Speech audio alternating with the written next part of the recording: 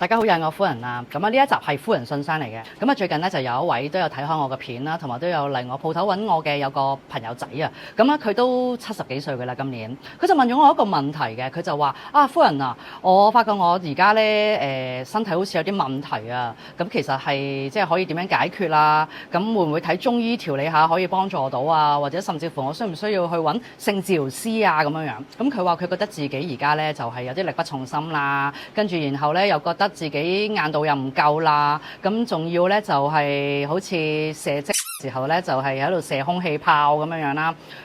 我話咁閣下，其實你都70幾歲啦，咁有冇諗過呢個問題其實係你嘅身體功能衰退而導致嘅性功能有所下降嘅問題呢？咁樣第一點冇晨勃啦，朝頭早瞓醒覺嘅時候呢，細佬已經唔識得同你打招呼咯喎，咁呢個係第一個問題啦。第二就係你會發覺自己嘅硬度就好似香蕉皮咁樣啦，已經唔再係以前硬裙裙嗰種硬度啦。咁啊，仲有一樣就係咧，初頭硬嘅入到去咧，就突然間軟咗咯喎。咁樣就係中途疲軟啦。咁呢啲咁嘅問題咧，都係叫做稱為勃起嘅障礙啦。呢啲嘢咧，都係已經係代表你已經開始衰老咯喎。咁啊，第二點啦，你開始發現自己咧嗰啲精液咧就開始變得好稀啦，射嘅時候又射得唔夠遠啦，而且射嘅時候仲要冇乜快感喎。咁你嘅精液少咗，而導致你嘅射程冇咁遠。同時其實最重要嘅問題，咁當然啦，可能你會話我都唔諗住生細路啦，啲精液多與少冇乜關係。但係有冇諗過其實會影響你嗰個高潮嘅體驗咧？咁呢一個都係一個問題嚟㗎噃。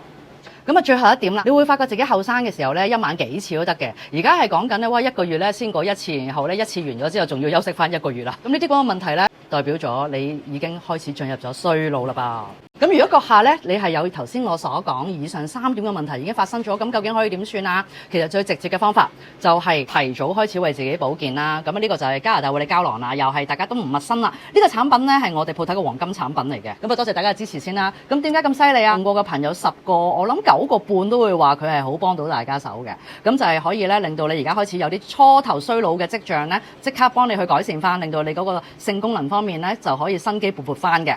咁啊，另一樣啦，咁如果你覺得你自己咧開始只係有輕微嘅跡象，未至於好嚴重嘅，又或者你唔想長期去使用呢啲保健品，唔想去長期食嘅話，只係需要偶然去協助幫助下大家嘅話，就係神農丸啦。咁啊，神農丸咧就係即時食即時有效果嘅。咁啊，當然啦，佢唔係藥物嚟嘅，佢唔係話你即刻食完就會硬骨骨咁樣樣，只不過係咧佢係可以咧協助你勃起，而且而家呢一個係新產品嚟嘅，佢咧呢個咧就為咗大家咧可能唔使成日嚟買啊，因為買完食一包得個2粒咧，好快食完啦。咁而家呢個新包裝咧，一盒係有成10粒嘅咁樣樣，咁我相信咧呢2個產品咧都可以幫助到大家嘅。咁我哋下集再見。